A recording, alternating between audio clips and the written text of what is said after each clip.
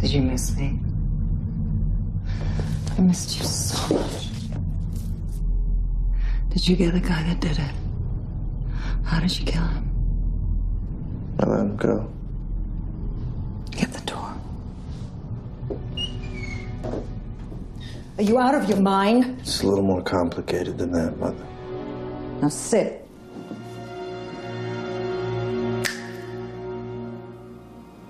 I know it's hard for you, emotionally. You've lost your brother. Now get up and kiss your mother. Hey everyone, it's B007 here again to discuss perhaps the most controversial film of this year, Nicholas Winding Refn's Only God Forgives, which has been billed by some as a horrific, alienating torture porn movie, effectively, with few characters to engage with and no moral compass.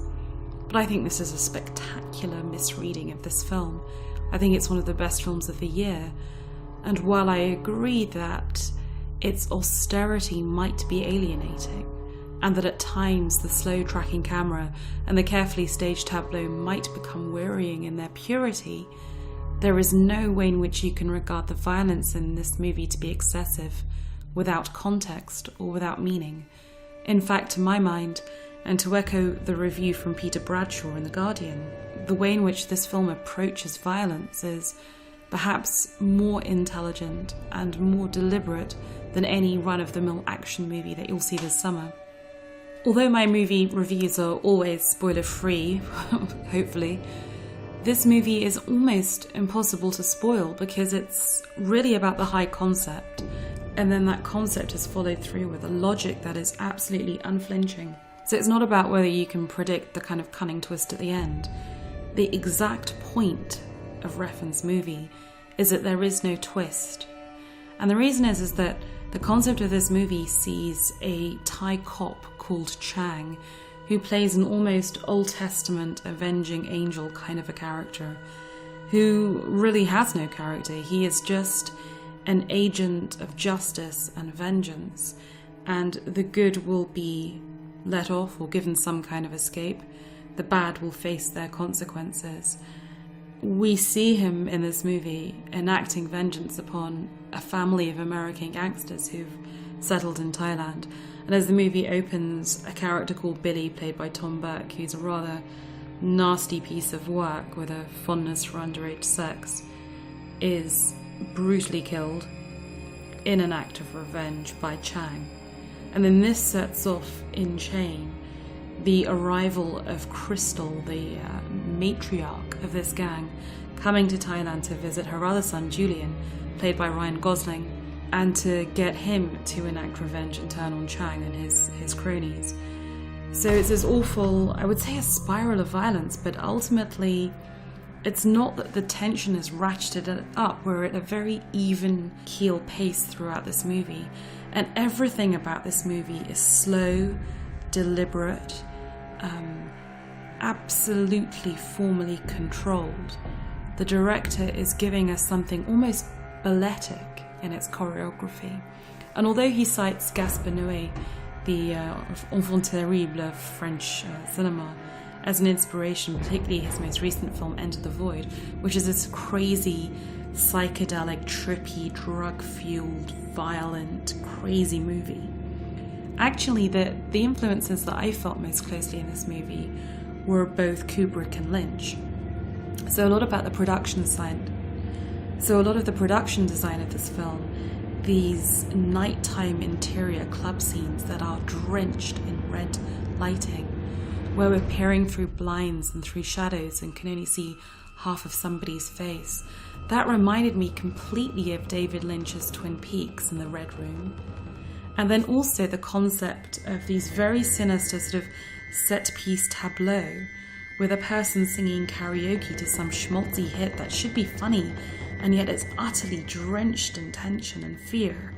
That reminded me hugely of David Lynch's Mulholland Drive and the scene set in Club Silencio.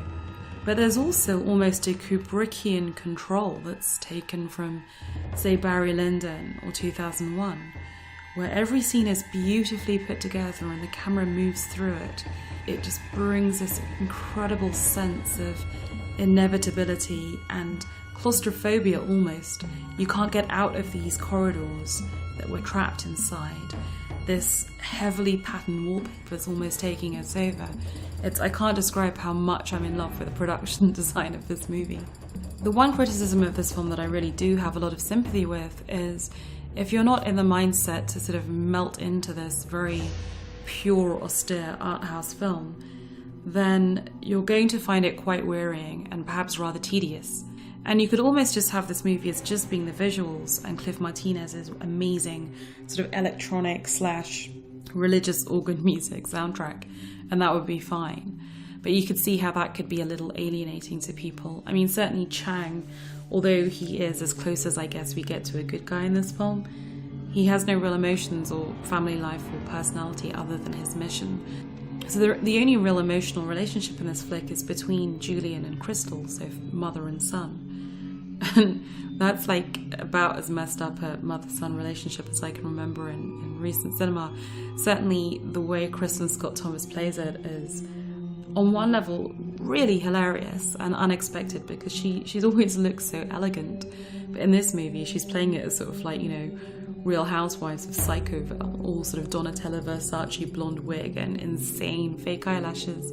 And she seems to be sort of half channeling Lady Macbeth and half Livia from The Sopranos, and it's just an utterly sinister performance. And I think she's the character that comes closest to potentially being so bad it's good as a performance.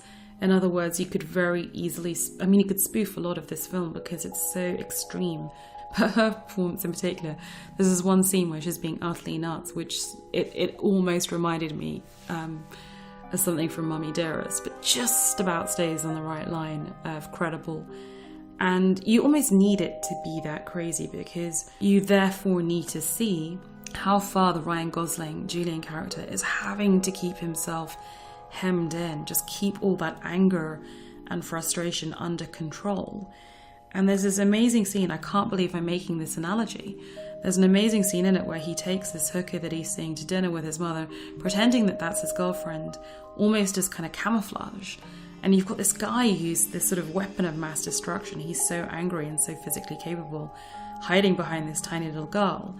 And it reminded me a lot of Alex Marchmain in Brideshead and the way he uses Cara as a means to deflect his wife. In terms of the controversy, what can I say? There is violence in this movie. There's actually less than I think people are thinking there is. A lot of it happens off screen, particularly when it comes to the girls. It's quite respectful of women in a bizarre way. There is one very specific torture scene that's shown very visibly, but I feel that it's in context of a movie that's incredibly highly stylized. But it's also situated in a movie that's making a point about the vengeful Old Testament type God. And it's showing very literally that kind of, I know this is a phrase from the New Testament, but it's showing very literally that kind of, if the eye offends thee, tear it out kind of mentality. So I feel that in this film, Nicholas Winding Refn has earned that violence. And I'll be interested to see if any of you agree or disagree with that. And if so, it'd be interesting to get a conversation going at B007.com. The other kind of bit of controversy this film has attracted is whether its attitude towards its Thai setting is condescending towards Thailand. In other words, is this just another example of Westerners going to Thailand and exploiting it? But I think actually it's quite the reverse. I think the movie's making a very particular and laudable point about this is how a certain type of Westerner will go to Thailand and create in it a kind of escape without engaging with it in any way other than to exploit it. I guess it's kind of like a simple stunt, but you can almost see that in the fact that Nicholas Winding Refn chooses to show the opening titles to the movie and the end credits in Thai with English subtitles, which very few other mainstream movies, although shot in a foreign location, would choose to do. So in the final analysis, what can I say about this film? I went in worried, nervous, because I knew that it had very much split critics. And I'm a big fan of Refn. I remember championing his Pusher trilogy well before he'd made any of his English language works. And all I can say is that I was absolutely transfixed by this film. Then again, I would say that, I am a person who likes the sort of ultraviolet, beautiful, balletic movies of Park Chan-wook. This is very much my kind of film. And if you are the kind of person who finds, very strong, violent imagery or, very slow, deliberate takes difficult, then this is obviously going to be a challenge for you. And no judgment intended. I think it's just trying to find the film that you're going to enjoy ultimately, because film should be entertaining as well as provocative. So I hope that's been informative. I know this is a very charged debate about this film, and I do hope that if you disagree with me, that we can have a conversation about it at b007.com or on Twitter, because this is a movie I think that has been made with care and intelligence and deserves to be discussed in that manner rather than dismissed out of hand. With that, thank you for listening, and I wish you a good day.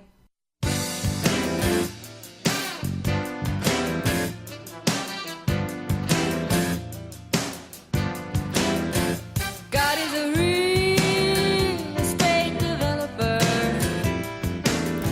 with offices round the nation. They say one day he'll liquidate his holdings up online. I say it's all speculation.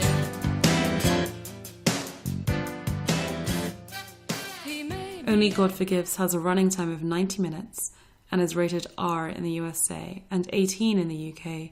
The music for today's podcast has been taken from the original soundtrack to the film that was written by Cliff Martinez. And the final song is taken from the Michelle Shocked album, Captain Swing. Whatever happened to Michelle Shocked? Anyway, it's kind of like a fun song, so I thought I'd slip that in at the end.